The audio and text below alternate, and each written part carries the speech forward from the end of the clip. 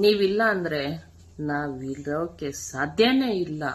ಯಾಕಂದ್ರೆ ನಮ್ಮನ್ನ ಪ್ರತಿ ಹಂತದಲ್ಲಿ ಉದ್ವೇಗಕ್ಕೊಳಗೂಡಿಸಿ ನಮ್ಮನ್ನ ಟ್ರಿಗರ್ ಮಾಡಿ ನಮ್ಮಲ್ಲಿರುವಂತ ಸಣ್ಣ ಸಣ್ಣ ನ್ಯೂನತೆಗಳನ್ನು ಚಾಚೂ ತಪ್ಪದೆ ತಿದ್ದುಕೊಳ್ಳೋದಿಕ್ಕೆ ಸಹಾಯ ಮಾಡುವಂತ ನಿಮ್ಮನ್ನ ನಾವು ತುಂಬಾ ತುಂಬಾ ನೆನೆಬೇಕು.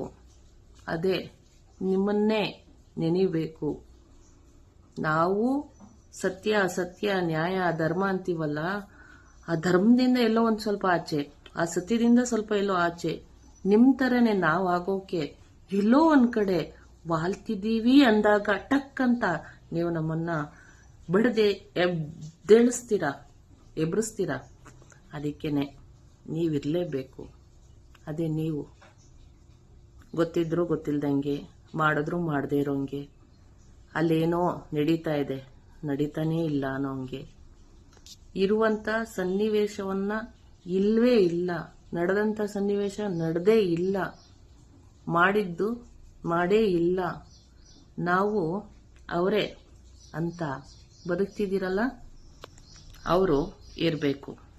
ಈ ಜಗತ್ತಲ್ಲಿ ಕೆಟ್ಟದ್ದು ಒಳ್ಳೆಯದು ಎರಡರ ಮಧ್ಯ ಒಂದು ಬದುಕಿದೆ.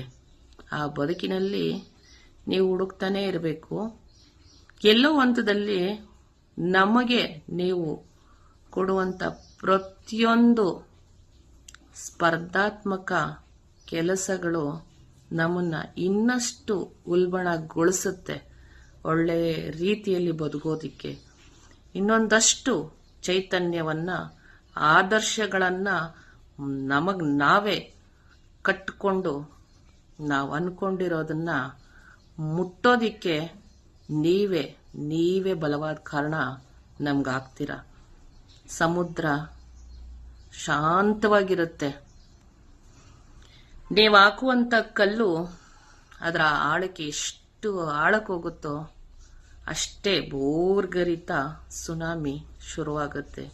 ನೀವು ಮಾಡೋದನ್ನ ನಾವೇನ ತಿರುಗಿ ಮಾಡೋದಿಕ್ಕೆ ಸಿದ್ಧ ಆಗೋಗ್ಬಿಟ್ರೆ, ಈ ಜಗತ್ತಲ್ಲಿ ನೀವೇನ ಅದನ್ನೆಲ್ಲ ಮಾಡಿದ್ದು ಅನ್ನೋದಕ್ಕೂ ಕುರುಹು ಇಲ್ದಂಗೆ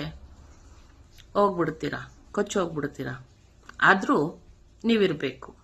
ಯಾಕಂದ್ರೆ ನಾವೆಲ್ಲ ಅದ್ ಮಾಡ್ಬೇಕಲ್ವಾ, ಅಂತ್ಯ ಆಗ್ಬೇಕಲ್ವಾ. ಈ ಕಲಿಗಾಲ ಅಂತ್ಯ ಆಗ್ಬೇಕು.